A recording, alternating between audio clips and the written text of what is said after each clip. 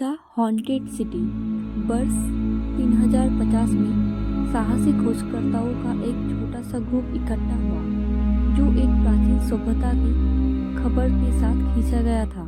यह एक शापित शहर की बात करता था जो हर 100 साल में केवल एक बार प्रकट होता था।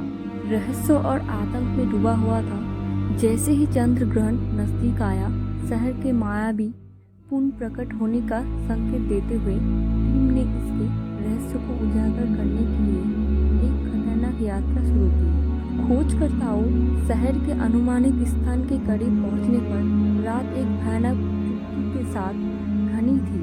हवा एक अलौकिक ऊर्जा से चार्ज लग रही थी और प्राचीन खंडरों के बाहरी इलाके में एक ठंडी कोहरा था। शहर धीरे धीरे उभरा, जैसे कि एक लंबी नींद से जाग रहा हो। इसकी विशाल शिलाएं और ढहती वास्तुकला लंबी भूतिया छाया डाल रही हो। खोजकर्ताओं में एक प्रसिद्ध पुरातत्वविद डॉक्टर हेलना थे जो शहर को घेरने वाली पहेली को उजागर करने के लिए एक अतिरिक्त जिज्ञासा से प्रेरित थे। जैसे जैसे टीम गहराई में पहुंचे, उन्होंने दीवारों पर अजीबोगरीब नक्काशी की खोज की जो एक समय समृद्ध सभ्यता की कहानी को दर्शाता है, जिसे एक क्रूसवादी बल द्वारा नष्ट कर दिया गया था। सर के उनके कदमों से गूंज उठी और खोजकर्ताओं को जल्द ही शहर के केंद्र में एक जीर्ण शीर्ण मंदिर का पता चला। खोजकर्ताओं में एक प्रसिद्ध पुरातत्वविद डॉक्टर हेलना थे जो शहर को घेरने वाली पहेली को उजागर करने के लिए एक अद्भुत जिज्ञासा से प्रेरित थे। जैसे जैसे टीम गहराई में पहुंचे, उन्होंने दीवारों पर अजीबोगरीब नक्काशी की खोज की जो एक समय समृद्ध सभ्यता की कहानी को दर्शाता है, जिसे एक क्रूसवादी बल द्वारा नष्ट कर दिया गया था। सर के उनके कदमों से गूंज उठी और खोजकर्ताओं को जल्द ही शहर के केंद्र में एक जीर्ण शीर्ण मंदिर का पता चला। जटिल पैटर्न दीवारों को सजाते थे और पूर्वाभास की भावना हवा में भारी लटकी हुई थी। मंदिर के केंद्र में एक प्राचीन वेदी खड़ी थी। डॉक्टर सिम्स ने वेदी को छुआ, जिससे एक अनिश्चित प्रतिध्वनि शुरू हो गई जो पूरे शहर में गूंज रही थी। अचानक खोजकर्ताओं ने खुद को अतीत और वर्तमान के बीच में फंसे हुए पाए। एक बार शांत रहने वाला शहर अब भूतिया गूंज के साथ फुसफुसाता है जो अपने निवासियों के दुखद इतिहास को प्रकट करता है। उन्हें एक सांप के बारे में पता चला जो सदियों पहले शहर पर आया था, जो एक अनुष्ठान से भड़क गया था जिसने एक दुष्ट शक्ति को उजागर किया था जो समय और स्थान में निलंबित हो गया, केवल निर्दोष मनुष्यों को फंसाने के लिए फिर से प्रकट हुआ।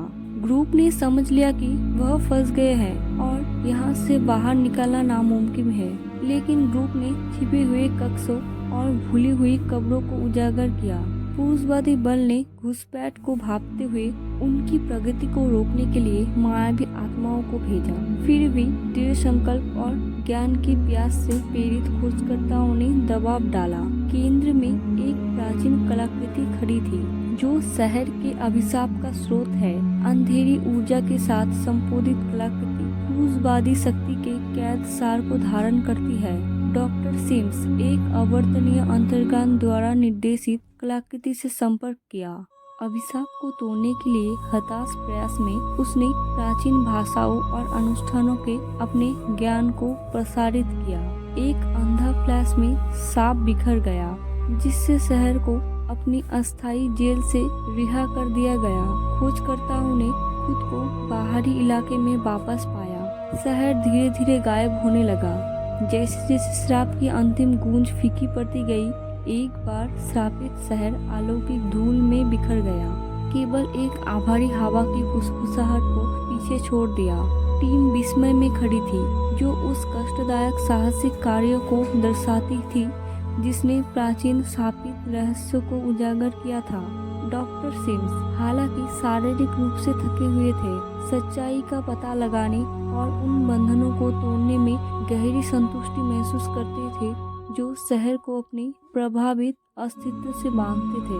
जैसे ही भोर करीब आई, खोजकर्ता अपने साथ समय के साथ खोए हुए शहर का ज्ञान लेकर वापस आ गया। शापित शहर ने अपने रहस्य को प्रकट किया था और डॉक्टर सिम्स अनुभव से हमेशा के लिए बदल गए। जानते थे कि कुछ रहस्यों का अनावरण करना बेहतर था, क्योंकि प्राचीन सांपों और पुरुषवादी संस्थाओं की दुनिया में जिज्ञासा और प्रकृति के बीच की रेखा